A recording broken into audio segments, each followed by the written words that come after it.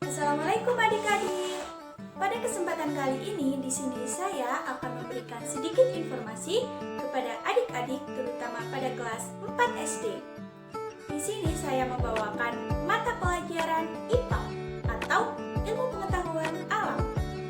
Di sini saya mengambil submateri yaitu siklus air. Oke, langsung saja kita lihat penjelasannya.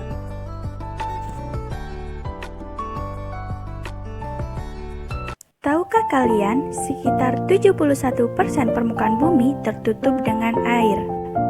97% diantaranya adalah air asin, sedangkan 3% sisanya adalah air tawar. 3% air tawar ini dibagi menjadi dua. Yang pertama yaitu 2% yang berada di kutub, dan sisanya yaitu terdapat di danau, sungai, air tanah yang kita gunakan sehari-hari. Manusia menggunakan air untuk berbagai kebutuhannya, misalnya mandi, minum, mencuci, menyiram tanaman, dan lain sebagainya. Meskipun digunakan secara terus-menerus, air di bumi ini tidak akan pernah habis.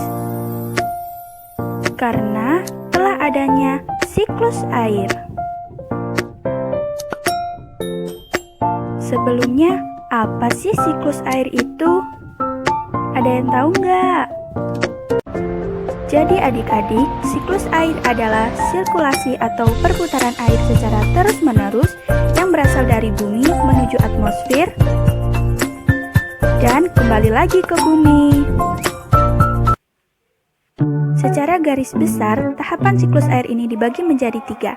Yang pertama yaitu penguapan, kedua pembentukan awan, dan yang ketiga yaitu terjadinya hujan.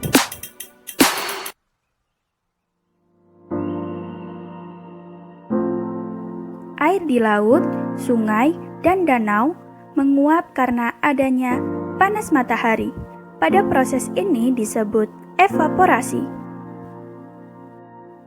Tumbuhan juga mengeluarkan uap air ke udara akibat adanya panas matahari.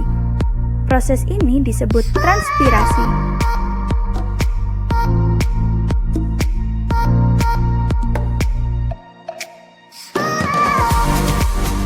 Uap air dari permukaan bumi akan naik ke udara dan membentuk awan.